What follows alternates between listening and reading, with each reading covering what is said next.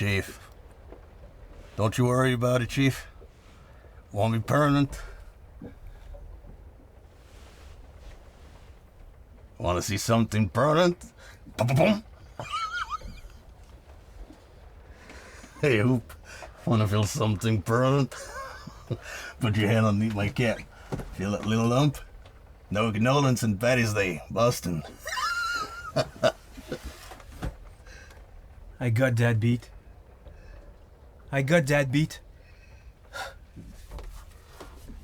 Maury bit me through my wetsuit. Well, Hoop, now listen. I don't know about that, but I entered an arm wrestling contest in a low-key bar in San Francisco. See this? I can extend that. You know why? Because in the semifinals, celebrating my third wife, Demise, big Chinese fellow, he pulled me right over.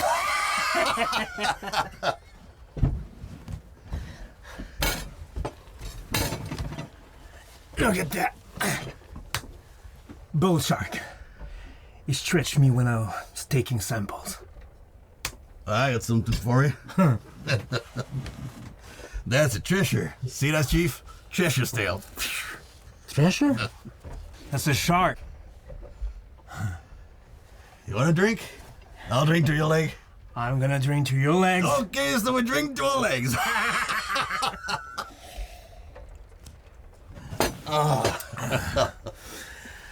I've got la crème de la crème right here. Just hold on. Look at that. Look at that. Mary Ellen Moffat. She broke my heart.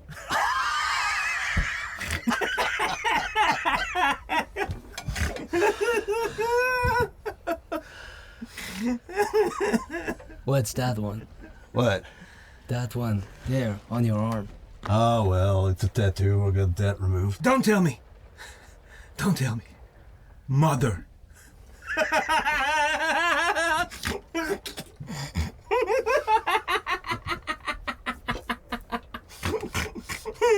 Booba.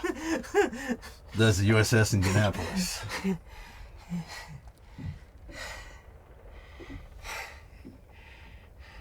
You were on the Indianapolis. What happened?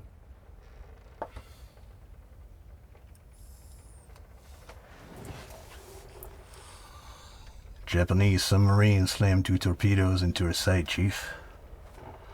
I was coming back from the island of Tinian to Leyte. Just delivered the bomb. The Hiroshima bomb. 1,100 men went into the water. Vessel went down 12 minutes. Didn't see the first shark for about half an hour. Tiger, 13-footer. You know how you know that when you're in the water, Chief? You can tell by looking from the dorsal to the tail. What we didn't know was that our bomb mission has been so secret. No distress signal has been sent.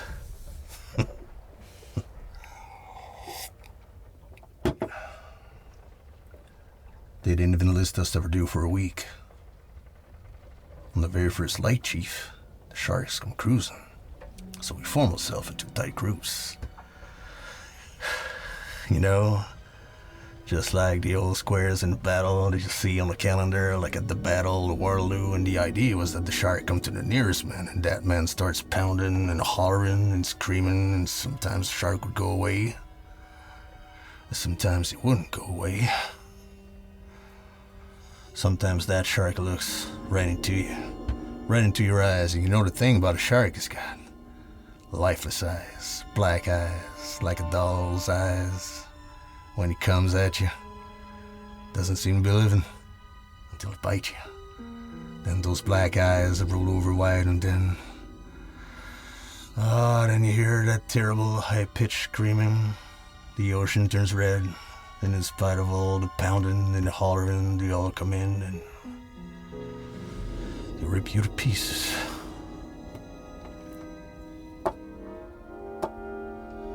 You know, by the end of that first dawn, lost 100 men. I don't know how many sharks, maybe 1,000. I do know how many men. They average 6 an hour. Well, Thursday morning, Chief, I bumped into a friend of mine, Herbie Robinson from Cleveland. baseball player, bosun's mate. I thought it was sleep, so I reached over to wake him up. He bobbed up and down in the water, just like a can top of painting. Well, he'd been bitten in half below the waist.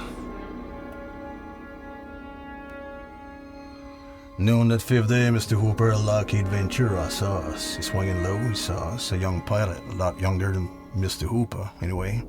He saw us, he came in low, and 3 hours later, a big fat PBY came down and started to pick us up. No, that was the time I was most frightened, waiting for my turn. I'll never put on a life jacket again. So, 1,100 men went into the water. 316 men came out and the sharks took the rest June 29, 1945. Anyway, I delivered the bomb.